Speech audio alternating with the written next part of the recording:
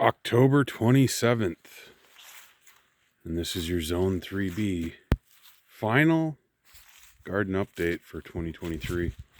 Just want to show what I've been doing. I've been pretty much locking these garden beds down. I don't know what I'm going to do next year. I got a new job. It's going to take a lot of time. And I know in the winter, because of the driveway here and snow blowing, seems like every year I have to sift gravel off the top couple inches, and this hopefully will prevent that.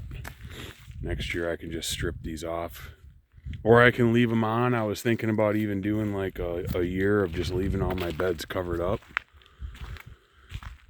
and trying to kill all the weeds and stuff in there. No matter what happens next year, I'll for sure be doing some cherry tomatoes. So these I just covered with leaves.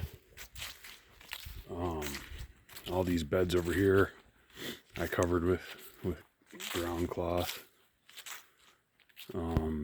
If I don't end up using these for spring mix, then I'm just gonna like kind of say, all right kids, this one's yours, and I'm gonna try to teach the kids to have their own garden space.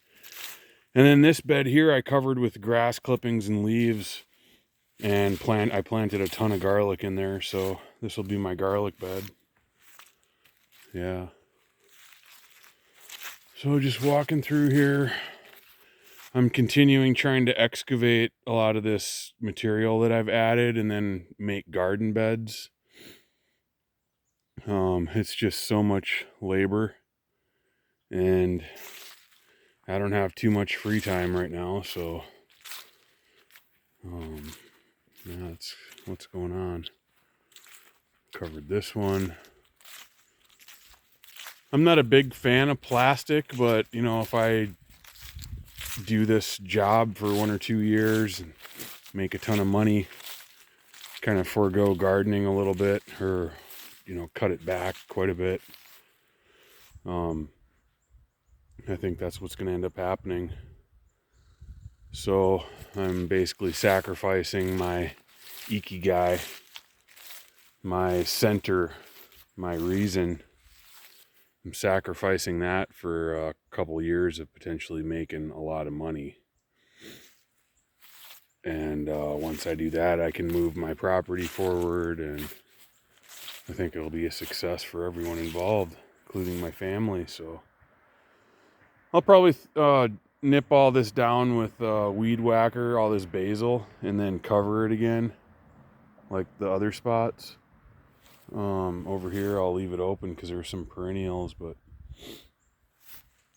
yeah, this is such a good spot for growing. I just hate to have it just overcome with weeds, so yeah, I'm gonna cover it. If I do plant anything in there, I'll just cut holes in the cloth. And yeah, so the sawmilling, haven't been doing much of that because, you know, I've been so busy, but I got a guy saving. He's on a woodcut. He's saving 15 to 20 inch popples for me, and they'll be available for me in the spring to pick up from him. So that'll be nice too in the spring. Maybe if I can take some couple weeks off or something, just go right to sawmilling. Because you know the goal is to accumulate material, and when I'm ready to build something, I'll have material. So